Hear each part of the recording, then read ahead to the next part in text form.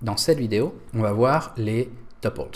Alors les tuples, ça se fait comme ça. Alors déjà, savoir qu'est-ce que c'est une tuple, je ne suis pas vraiment sûr comment on le dit en français, on va dire tuples. C'est important de le savoir en anglais de toute façon, puisqu'encore une fois, c'est comme ça que vous allez voir partout dans la documentation, dans les conférences, les gens vont dire tuples.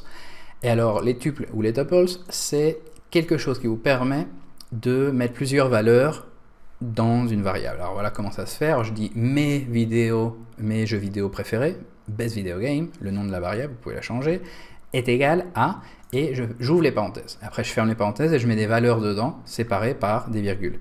Là c'est des strings, ça pourrait être autre chose. Et alors ce qui est intéressant, c'est que une fois que je fais marcher ça, on voit que bon voilà, on a 1, 2, 3 strings dans notre tuple. Et qu'est-ce qu'il faut savoir, c'est qu'ils ont un ordre, et qu'une fois que la tuple a été créée, tu ne peux pas la changer.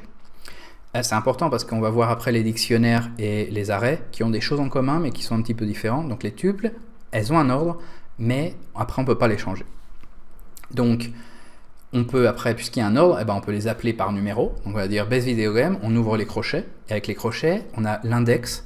L'index, c'est un peu la position où se trouve notre valeur. Donc par exemple là, on a best video game 1, c'est-à-dire on veut le premier des videogames qu'on a mis dans la tuple.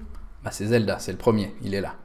Alors là, c'est important pour ceux qui viennent de Python, qui viennent d'autres langages. L'index dans Julia commence à 1. Dans toutes les autres vidéos, par exemple de Python, j'explique attention, hein, l'index commence à 0. Alors, c'est-à-dire que si vous avez l'habitude de Python, vous auriez cru que Best Video Game 1 c'était Final Fantasy parce que l'index commence à 0 avec Python. Bon, pas avec Julia. Si vous savez pas du tout de quoi je parle parce que vous n'avez jamais touché Python, c'est pas grave.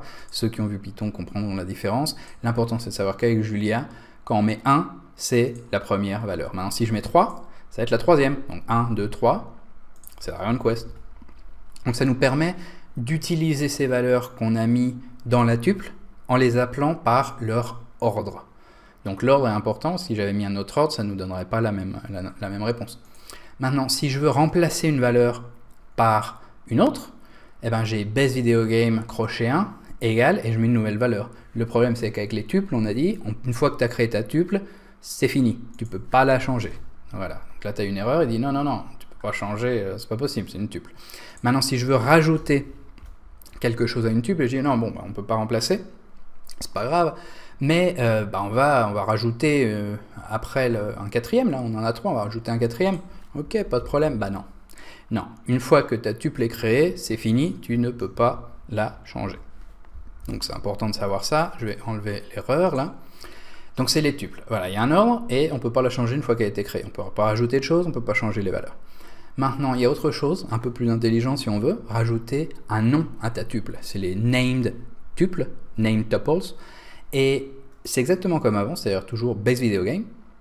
Mais là, vous voyez, la grande différence, et alors il y a toujours des parenthèses, hein, c'est comme ça qu'on crée une tuple. Mais après, on donne un nom. Et on donne un nom, on va dire voilà, Nintendo, parce qu'on choisit pour chaque plateforme, par exemple ici, quel est notre jeu vidéo préféré. Pour Nintendo, mon préféré c'est Zelda, pour PlayStation ça va être Final Fantasy, et pour PC ça va être Dragon Quest.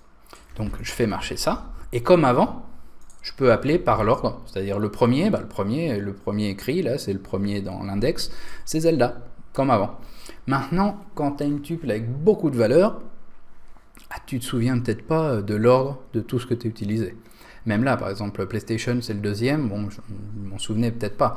Donc à la place, je peux écrire le nom que j'ai donné pour cette valeur. Donc là, je fais best video game, point, et après PlayStation, puisque c'est la valeur, le nom que j'ai donné, la Final Fantasy, je fais marcher ça, ça me donne Final Fantasy.